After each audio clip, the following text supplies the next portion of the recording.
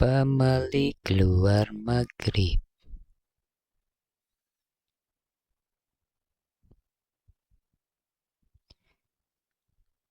Hidup di desa dengan segala mitos dan pamali membuat Asi sedikit berhati-hati dalam setiap perbuatannya.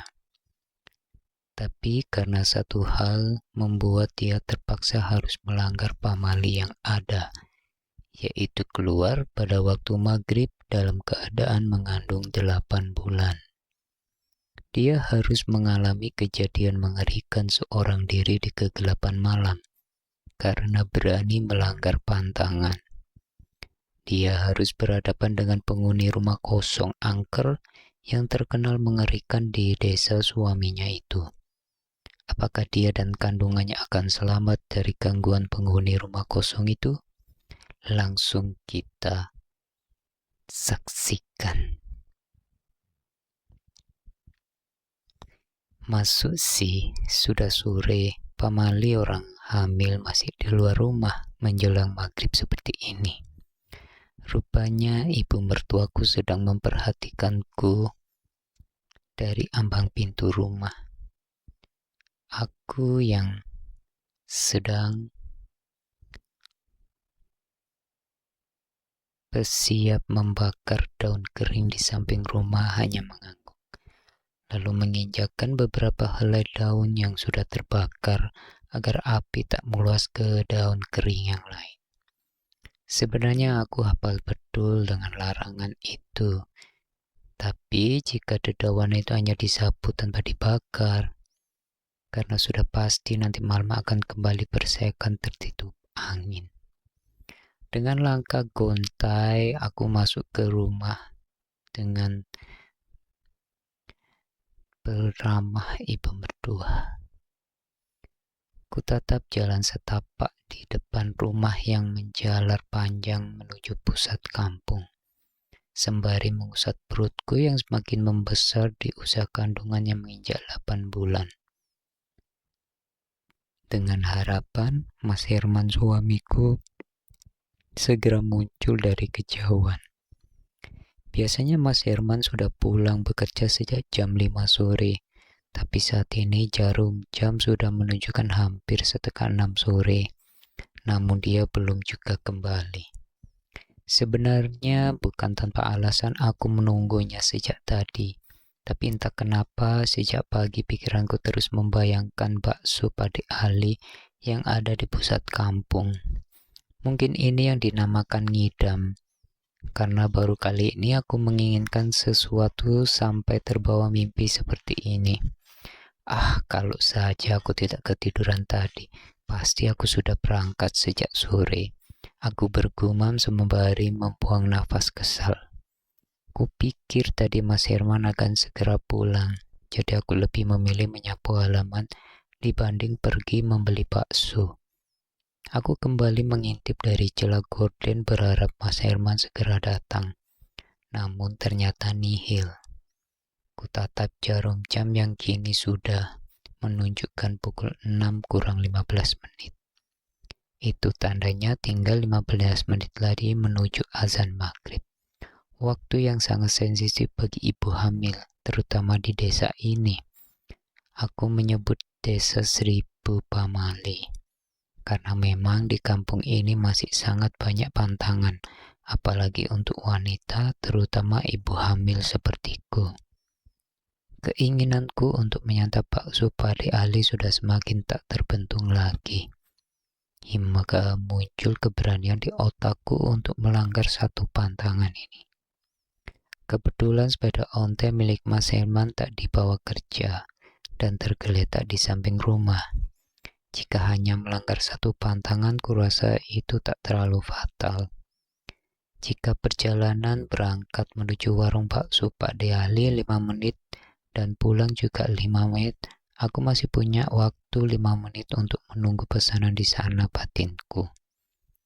Aku langsung mengambil uang lalu keluar dengan sangat hati-hati agar ibu tak curiga. Tapi aku harus memastikan jika ibu mertuaku tak melihat aksiku. Sebenarnya hati kecilku merasa takut, tapi keinginanku mengalahkan rasa takut itu. Jika aku menunggu Mas Herman pulang, sudah pasti warung Pak D. Ali sudah tutup. Tak lupa kuucapkan bismillah dan berdoa minta perlindungan pada Yang Maha Kuasa, berharap tak ada apapun yang menghambat perjalananku. Ku kayu perlahan sepeda tua yang sebenarnya sudah tak layak pakai itu, menyusuri jalan setapak menuju pusat kampung. Ya, rumahku dan ibu mertua memang jauh dari pemukiman penduduk lain. Kami tinggal berdua di kebun peninggalan almarhum bapak, tepatnya di ujung desa. Namun untuk menuju pusat kampung, aku harus melewati perkebunan sawit tanpa satupun rumah penduduk. Hal itulah yang membuatku takut. Namun ada satu hal lagi yang membuatku lebih takut, yaitu rumah kosong yang sebentar lagi akan kulewati. Sebenarnya rumah kosong itu menurutku tak terlalu angker. Hanya saja cerita orang-orang lah yang membuat rumah kosong itu terkesan mistis dan menakutkan. Aku memang baru beberapa kali melewati rumah kosong itu, karena aku termasuk penduduk baru di kampung ini. Ya, baru 2 bulan aku tinggal di sini. Tapi aku sering mendengar cerita orang-orang tentang rumah tersebut. Hatiku semakin berdebar kala sepeda yang kukayu semakin mendaki dari rumah kosong itu. Bulu kuduku terasa berdiri saat aku benar-benar berada di depan rumah itu. Suasana pun terasa lebih dingin hingga tak terasa aku mengayuhkan sepedaku dengan begitu kencang. Krek, sial. Hal yang sangat kutakutkan benar-benar terjadi. Rantai sepeda ini terputus karena aku terlalu kuat mengayuh. Lebih sialnya lagi, kenapa harus di depan rumah kosong ini? Aku terpaksa turun dari sepeda dengan jantung yang semakin berdetak tak karuan. Kulihat rantai itu sudah tak berada di jalurnya, sedangkan aku tak punya banyak waktu untuk membenarkan kembali rantai itu. Dengan segala pertimbangan, akhirnya aku memutuskan untuk menaruh sepeda itu di pinggir jalan. Akan menguras banyak waktu dan tenaga jika aku harus menuntunnya hingga ke warung bakso Pak D. Ali.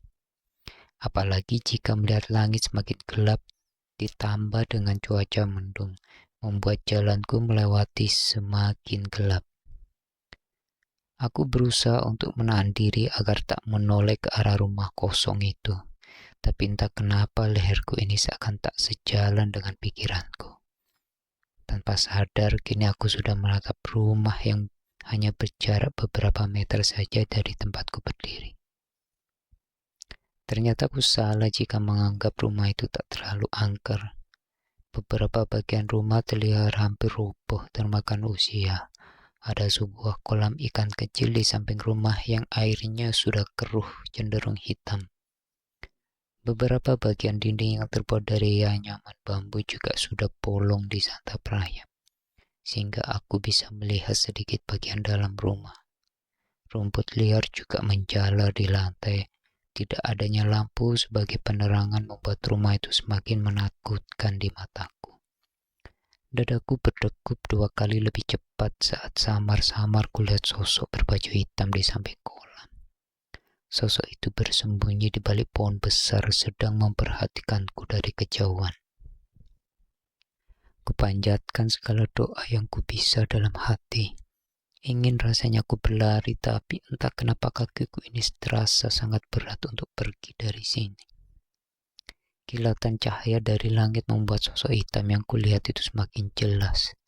Sosok itu tinggi kurus, menggunakan kebaya berwarna hitam, dipadukan dengan kain jari dengan warna senada. Aku tak bisa melihat wajahnya karena ia terus menunduk. Di tangan kanannya terdapat kampak besar dengan ujung mengkilap, sedangkan di tangan kirinya seperti sedang menggendong sesuatu. Namun tak begitu jelas karena terhalang batang pohon. Astagfirullah. Aku memegangi perutku, buncitku begitu erat. Duar. Peti menyambar begitu keras, membuat aku sejenak menutup mata karena kaget. Namun saat mata kembali terbuka, sosok hitam itu tiba-tiba menghilang begitu saja. Kesempatan ini kugunakan untuk pergi dari sini. Namun aku bimbang antara pulang atau melanjutkan perjalanan. Tanggung, sudah sampai sini. Lebih baik aku lanjutkan saja. Tekadku sudah bulat. Semoga saja nanti aku bertemu Mas Herman di jalan, agar aku tak pulang sendiri. Aku kembali berjalan secepat yang ku bisa. Keringat sudah mulai membanjiri punggung dan keningku. Seiring usia kandunganku yang semakin membesar, aku jadi lebih cepat lelah dan sesak. Ditambah lagi bulu kuduku yang tak berhenti meremang sejak melihat sosok tadi. Bahkan sampai saat ini aku merasa ada yang mengikutiku dari belakang. Namun aku tak berani menoleh. Untayan doa tak berhenti kuucapkan sembari memegang perut. Hari semakin gelap diiringi petir dan kilatan cahaya, pertanda hujan tak lama lagi akan turun mengguyur bumi. Suara jangkrik dan kawanannya terus bernyanyi dari kanan dan kiri jalan, seakan meledekku yang kini pucat pasi ketakutan. Secerca harapan mulai terasa saat kelip lampu rumah warga mulai terlihat dari kejauhan. Aku semakin melajukan langkah menuju tempat tujuan. Akhirnya warung bakso Pak De Ali terlihat. Pak De, bakso satu, ucapku dengan nafas tersengal. Aku duduk di kursi pelanggan sembari menyeka keringat yang sejak tadi tak kunjung mengering. Pak De Ali terlihat sangat terkejut saat mengetahui jika akulah yang datang. Ya Allah, Asih, kenapa keluar maghrib-maghrib seperti ini, Pak Mali? Kan kamu sedang mengandung, ucapnya dengan wajah tegang. Asih ngidam bakso Pak De Ali sejak pagi, balasku dengan wajah tertunduk. Karena aku tahu betul apa yang kulakukan ini sangat fatal di desa ini. Setiap daerah pasti memiliki aturan masing-masing. Kenapa tidak disuruh Herman saja? Ungkapnya lagi dengan nada masih terdengar sedikit marah. Mas Herman belum pulang, Pak De. Kalau Yudarmi tahu kamu keluar maghrib seperti ini, dia bisa marah besar. Pak De Ali menekan setiap kalimatnya. Aku hanya menunduk dan tak berani menimpali perkataannya. Dia menarik nafas kasar, kemudian berlalu menuju gerobak bakso untuk meracik pesananku. Tak perlu waktu lama dia kembali dengan sekantong bakso di tangannya. Tunggu saja dulu di sini sampai waktu isya, nanti setelah tutup Pak diantarkan pulang. Tidak baik jika kamu pulang sendirian, apalagi maghrib-maghrib seperti ini, ucap Pak De Ali dengan memohon. Kulirik jam dinding yang tergantung di dinding warung. Jam sudah menunjukkan pukul 6 kurang 5 menit. Itu artinya aku masih punya waktu 5 menit untuk pulang. Asih pulang saja Pak De, masih 5 menit lagi menuju azan maghrib, jawabku sembari memberikan uang pecahan 10.000 pada laki-laki parubaya di hadapanku itu. Gegasku sambar sekantong bakso yang sudah tergeletak di meja tempatku duduk. Jangan sih, bahaya. Yang dimaksud jangan keluar maghrib itu bukan berarti pas azan maghrib saja, tapi sebelum dan sesudahnya. Seperti sekarang ini sudah waktunya maghrib, apalagi jalan menuju rumahmu itu harus melewati rumah kosong itu. Rumah itu berbahaya untuk orang yang sedang mengandung sepertimu sih, ucapnya sembari menghalangi jalanku. Tapi Pak De, jika Asih menunggu hingga waktu isya, takutnya ibu atau Mas Herman cemas mencari Asih. Nanti biar Pak De yang jelaskan pada Herman dan Yudarmi, ucapnya dengan penuh keyakinan. Tapi jujur saja, aku masih tak setuju dengan pendapatnya. Jika Pak De Ali terus menahanku seperti ini, sudah pasti aku terlambat pulang dan berakhir dimarahi oleh Mas Herman dan ibu. Bakso satu Pak De, ucap seorang laki-laki yang tak kukenal. Iya sebentar. Sih, sekarang kamu duduk dulu di sini, jangan kemana-mana, pesan Pak De Ali sebelum dia meracik pesanan laki-laki tersebut. Aku hanya mengangguk mengiyakan. Tapi setelah aku lepas dari pandangannya, aku langsung beralih sekuat yang ku bisa. Aku tak ingin membuang waktu lagi. Terdengar panggilan Pak D dari warung tanpa kuhiraukan. Rasanya lebih takut dengan omelan ibu mertua dibanding pamali yang sedang kulanggar. Rintik hujan mulai terasa membasahi rambut dan bajuku. Seperti ini aba-aba jika hujan deras memang akan segera datang. Aku berhenti dengan nafas tersengal. Jarakku berdiri hanya 100 meter dari rumah kosong. Aku mengatur nafas untuk kembali berlari. Terdengar suara orang laki-laki yang kudengar setiap hari. Hatiku yang semula sesak langsung terasa plong begitu mendengar suara Mas Herman. Walaupun aku pasti akan dimarahi nanti, tapi setidaknya aku memiliki teman untuk melewati rumah kosong itu. Mas, jawabku sembari menoleh. Ya, dia benar-benar Mas Herman. Aku memekik kegirangan. Kenapa kamu keluar maki-maki seperti ini? Mas Herman melanjutkan langkahnya ke arahku. Asi ngidam bakso Pak D ahli mas.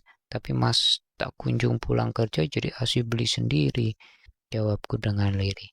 Sepertinya halnya dengan Pak D Ali, Mas Herman terlihat tegang lalu membuang nafas kesal. Ya sudah, sekarang kita pulang. Tidak baik waktu seperti ini untuk ibu hamil seperti kamu. Iya mas, syukurlah Mas Herman tak marah. Padahal dia biasanya sangat bawel walaupun dengan hal-hal kecil. Baru beberapa langkah berjengar, suara beduk terdengar dipukul dari masjid, kemudian diiringi oleh suara azan yang berkumandang. Aku memegangi perutku sambil kami benar-benar berada di depan rumah kosong. Tak lupa ku pegang erat tangan Mas Herman untuk mengurai rasa takutku. Hush! Angin kencang terasa sangat dingin menerpa kulit, diiringi hujan yang begitu deras mengguyur bumi. Mau kemana mas? Tanyaku saat tangan yang kupegang Mas Herman ditarik menuju rumah kosong ini. Kamu nggak lihat hujan deras begini? Kita bertutup dulu di sini sebentar. Nanti kamu sakit kalau kita maksa pulang. Jawab Mas Herman dengan sebelah tangan yang memayungi wajahnya. Tapi mas, ini rumah kosong. Tak apa kan ada emas. Kamu nggak sendiri, jawabnya dengan santai. Kami berdiri tepat di depan pintu rumah kosong ini. Mataku mulai menyisir ke sekeliling. Pikiranku kembali melayang pada sosok wanita berkebaya hitam yang kulihat tadi. Tapi saat ini ada Mas Herman, jadi aku terasa terlindungi. Aku melepaskan peganganku pada Mas Herman karena ingin melepas tangan untuk menghalau rasa dingin. Bukannya semakin reda, hujan malam semakin deras diiringi petir dan angin yang begitu kencang. Membuat badan kami terciprat air hujan walau sedang berteduh. Mas Herman mengajakku untuk mundur dan semakin mendekati pintu agar kami tidak terciprat hujan. Walau takut, aku tetap mengikuti sarannya. Hari sudah berganti malam, hanya cahaya bulan yang tertutup awan yang menjadi sumber penerangan kami. Wush, angin kencang kembali datang.